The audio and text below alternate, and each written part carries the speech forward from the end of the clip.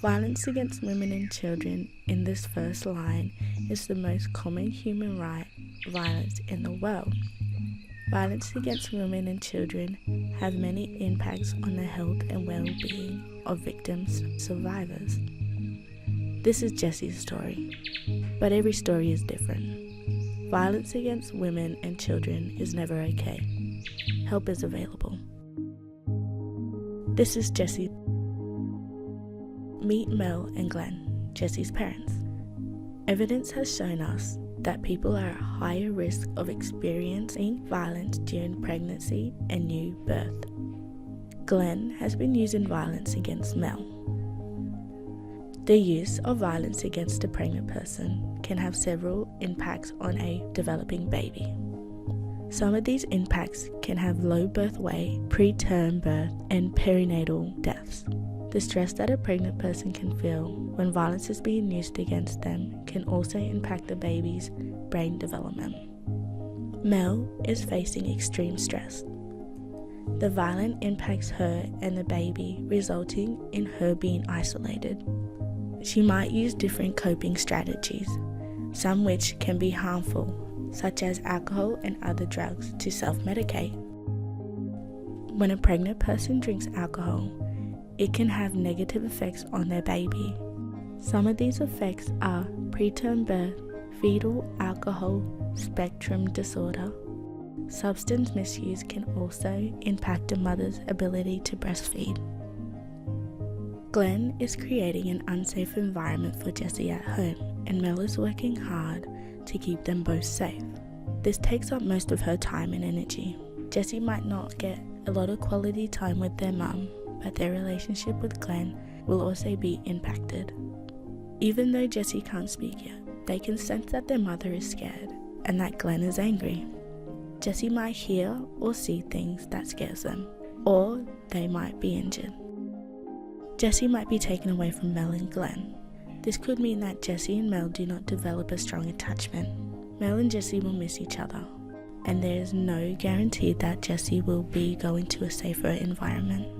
When Jessy gets a little bit older, they might start to feel anxious. They might not feel safe at home. They might feel worried for their mum. Jessy might be hard to soothe and put to bed. Glenn might go to prison. Jessy might miss out on having a relationship with their dad. Jessy might find it hard to focus on school. They might feel nervous or on the edge a lot of the time. Jessy could also be in a state of hypervigilance, so even the teachers raising their voice could trigger Jessy. Jessy might have a lot of anger. Jessy might go back to the early childhood behaviour, like being anxious to separate from their mum or wetting the bed. As a teenager, Jessy might be angry at both their mum and dad. Jessy might get into fights at school or stop going to school altogether. They might show a lot of risk-taking behaviours that could possibly engage in illegal activities.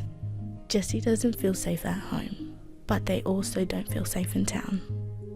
Jessy wants the violence to stop, but they might not know where to go for help. Jessy might want to move. There is nowhere safe for Jessy to live. Jessy will be on the waiting list for public housing for a very long time. Jessy might begin their own relationship, which is great at first, but after a while they might start to use violence, or might have violence used against them, because this is what has been molded to them. Jessy might behave like Glenn in their relationship, or might be treated like Mel. Jessy might be arrested, but it isn't always like this, and it doesn't have to be this way.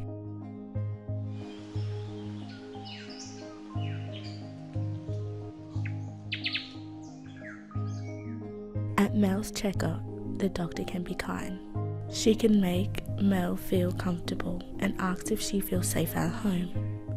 Mel could tell the doctor about Glenn's use of violence. The doctor can connect her to a specialist family violence service. At the next checkup, staff can follow up with Mel about her safety. They can refer Glenn to a specialist domestic, family and sexual violence service and a parenting class.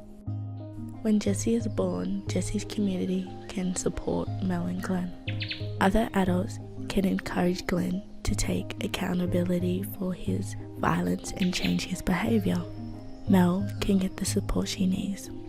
Glenn can attend a men's behaviour program and a parenting class to get to know other dads in the community. Jessy's kindy can teach the kids that everyone has the right to a healthy relationship, love and respect. The whole community can teach Jessy about their culture.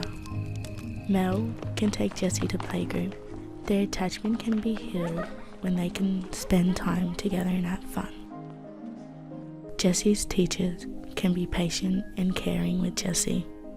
They can help Jessy stay connected to school using supports like sensory toys and counselling. Jessy can learn on country as well as school. If Jessy's finding school difficult, teachers can connect with Jessy with a youth hub to support them with their homework. Jessy can make good friends at the youth centre. They can lean on their friends for support when they're feeling scared or alone. Mel and Glenn can engage with the school community, helping Jessy stay connected to their school and their family. Jessy still feels sad about what they've been through, but they can talk about it with their family and friends. Sometimes Jessy needs more support. They know there are places they can go for help. Jessy can finish high school with their family, friends, entire community there to celebrate them.